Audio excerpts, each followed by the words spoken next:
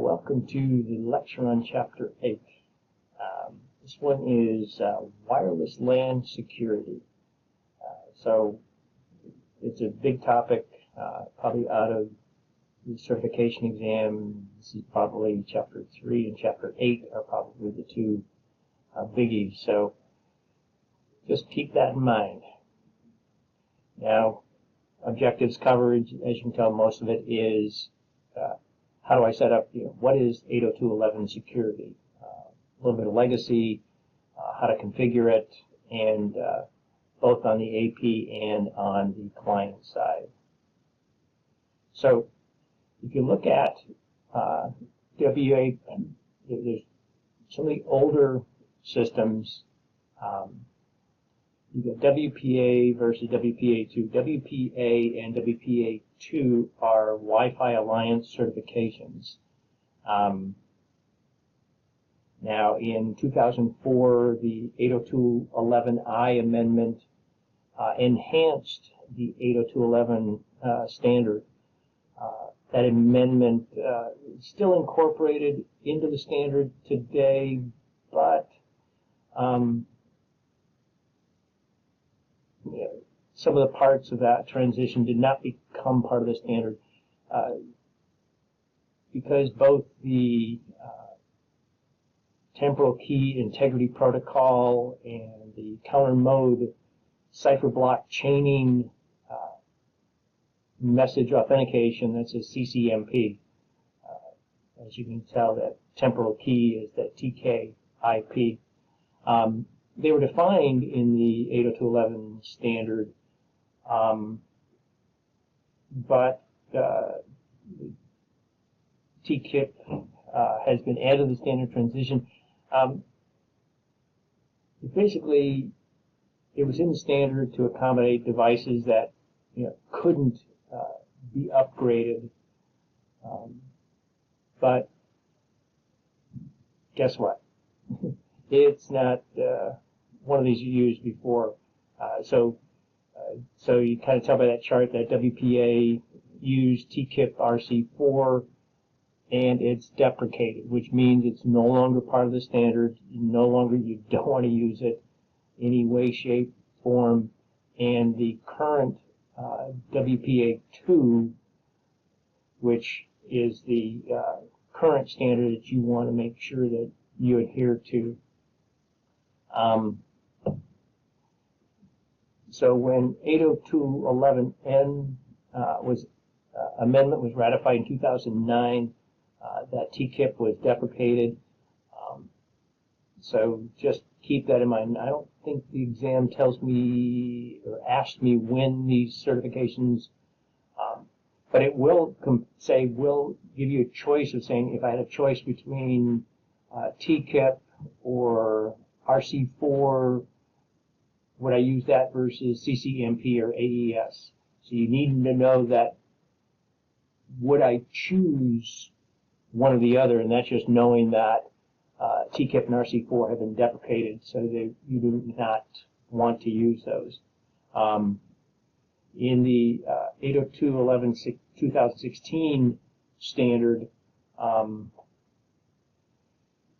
you just want to make sure that you're leaning towards the WPA2 protocol. So it's the standard, well, I shouldn't say, because what does Wi-Fi Alliance do? It actually just certifies that the current 802.11 standards are equipment being manufactured match. But you want to make sure, as when somebody mentions WPA2 or WPA, you understand which of the 802.11 standards are being talked about. So you just want to make sure that you understand differences between those two, and which ones are currently active and which ones are not. So anything that has a WPA by itself, or TKIP or RC4, you want to stay away from. You want to make sure you say those are not valid systems or security protocols, you said. Now, as far as personal versus enterprise, most of us, for our wireless LAN at home, are used, the personal and its appreciator key. And basically what is that? That's just a passphrase that is converted into that PSK, that pre-shared key. Now, you want to make sure that passphrase is long and strong. The longer it is, the more special, upper and lower case, numeric numbers, the longer that is, the harder it is to break, and you want to make sure that that's taken care of. Now, on the enterprise side, that's where the 802.1x method comes into place. And that depends on a Ratus server. And basically all that is a server that, it could be any kind of authentication, but it's an external server that determines the logins and passwords and everything. Are you who you say you are? So just keep in mind, if somebody says personal or enterprise, those are not 802.11 terms. They're terms promoted by the Wi-Fi Alliance. The IEEE standard still uses terms pre-shared key, or PSK, but it is equivalent to Wi-Fi Alliance term personal. The exam may try to confuse you a little bit on which one is it. So just keep in mind, if it says personal, that's referring to what the Wi-Fi Alliance is using as far as the pre-shared key. So if you're doing a WPA2 personal, that just means I'm doing what? I'm doing a pre-shared key. And if somebody says I'm doing a WPA2 enterprise, that means I'm doing 802.1x EAP for authentication, and then I'm going to use an authentication server to make sure that you are who you say you are. Now, common methods that are used for authentication. There are several different types. When 802.1x is used in a wireless LAN, it's used in combination with a particular EAP method. And this method for the actual authentication. Now, this EAP authentication model or framework was defined, if you're really into the specs, you can go to the IETF RCF 3748 to get all the specifics, but you won't need it for what we're doing. One, just know there are different types. Pay attention to, when you look at EAP FAST or TLS or TTLS, pay attention to what kind of certificate is required. Is it a server certificate? Is it a server and a client? Is it just a SIM card? What's required of it? Now, there are, at its simplest level, EAP uses 4 basic steps. The authenticator sends a request to appear asking for authentication to occur. This message includes a type field that informs the peer, either client or supplicant, what is requested, such as a user identity. The peer sends a response message, including the type field with information requested by the authenticator. The authenticator then sends an additional request message to the peer as needed. The sequence continues differently depending on which of the EAP methods are being used. And then the authenticator determines failed authentication or successful authentication. If a failure would be a return, would be an EAP code 4, would be a failed authentication. A successful authentication would be an EAP code number 3. Now, the preceding steps I just went through are basic steps, and each method will vary in step 3 depending on which method are being used. Certificates, user identification, SIM cards, so on. But common EAP mails available to nearly all the 802.11 standards are EAP TLS, PEAP, and TTLS. Additional methods like the MD5, SIM, AKA, or GTC, those are methods, but they're used not as rarely for 802.11 devices. So TLS, PEAP, and TTLS are the ones that we want to focus on. Now, just to give you a little history, there are some security measures, and some are still being used today, but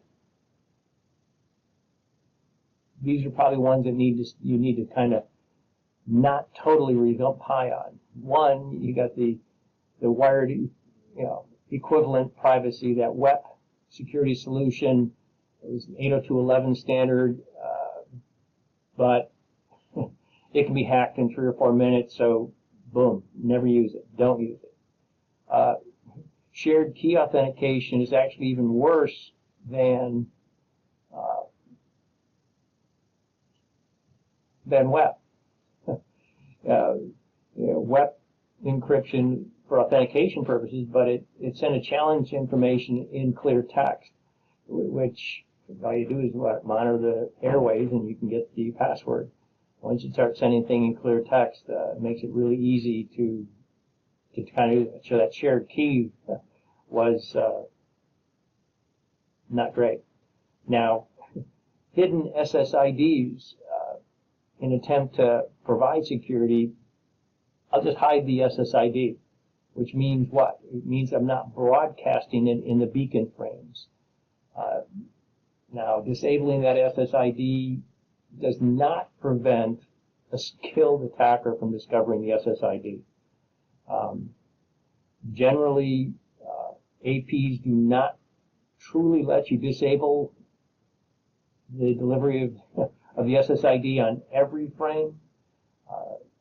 So a skilled attacker can send specific packets to the wireless airways and make APs respond with the SSID.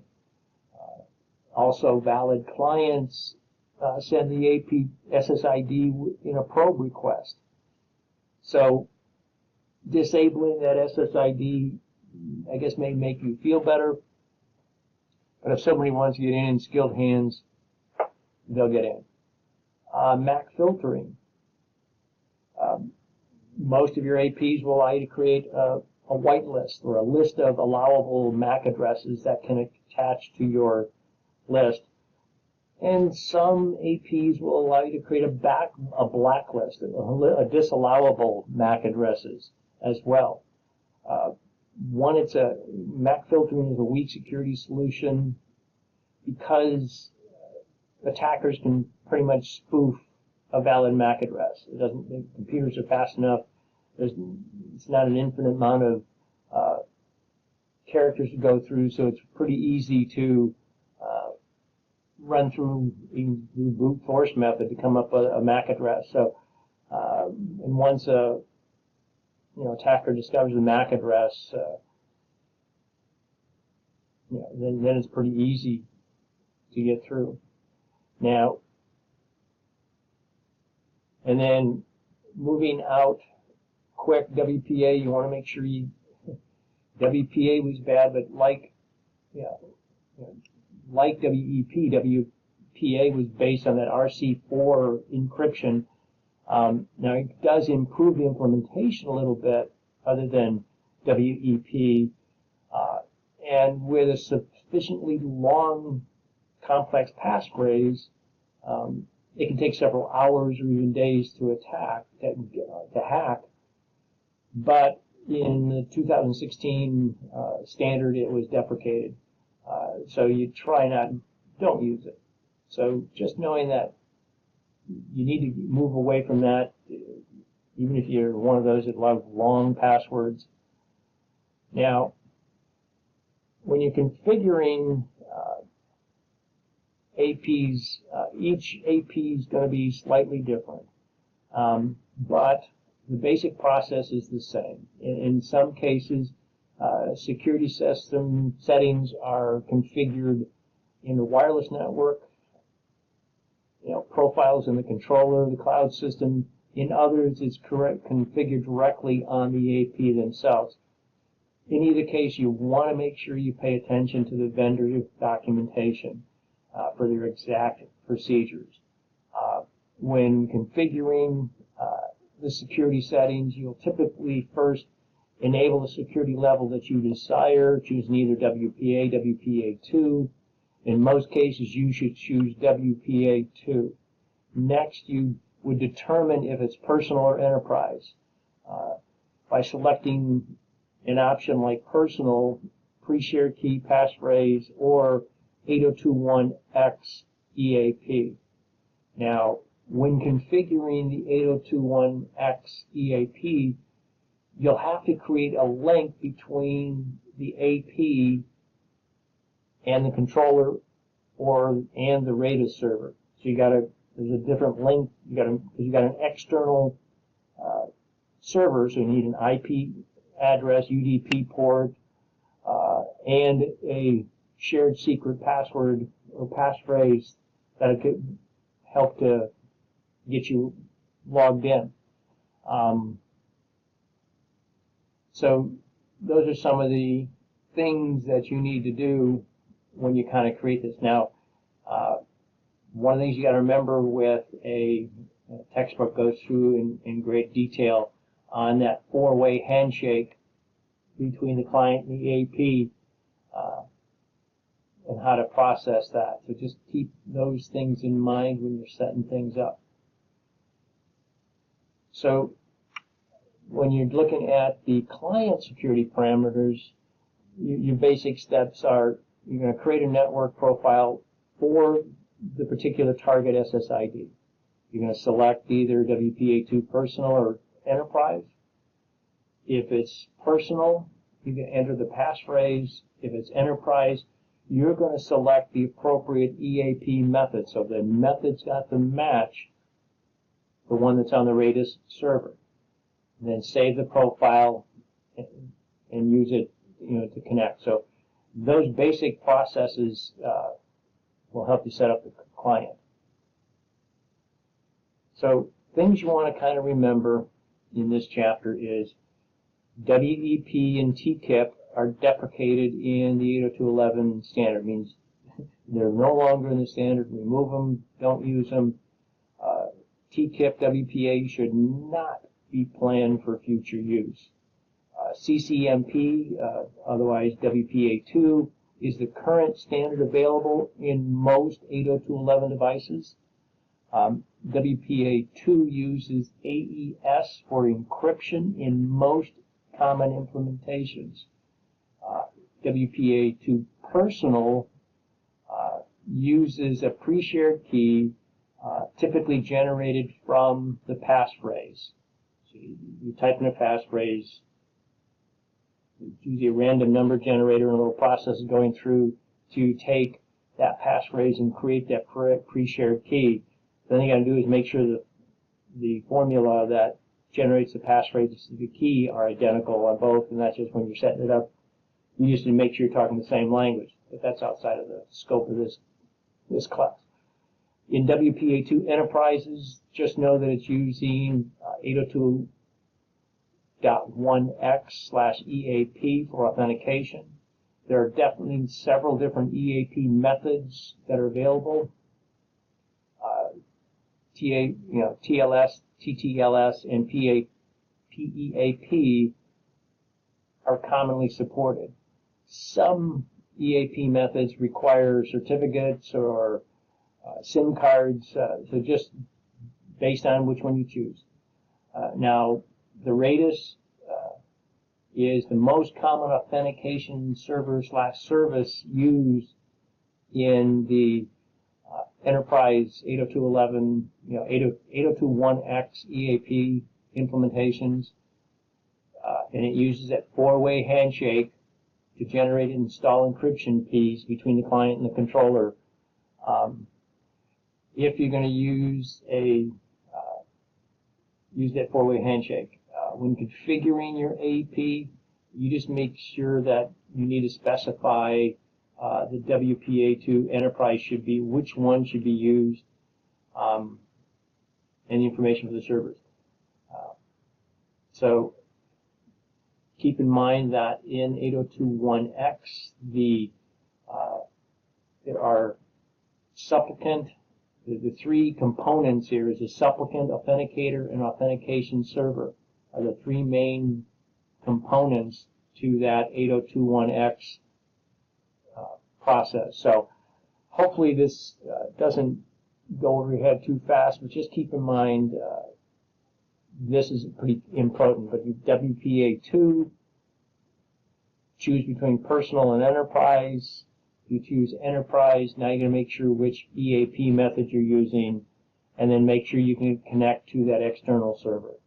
So hopefully it helps. If you have any questions, let me know. Have a nice day. Bye-bye.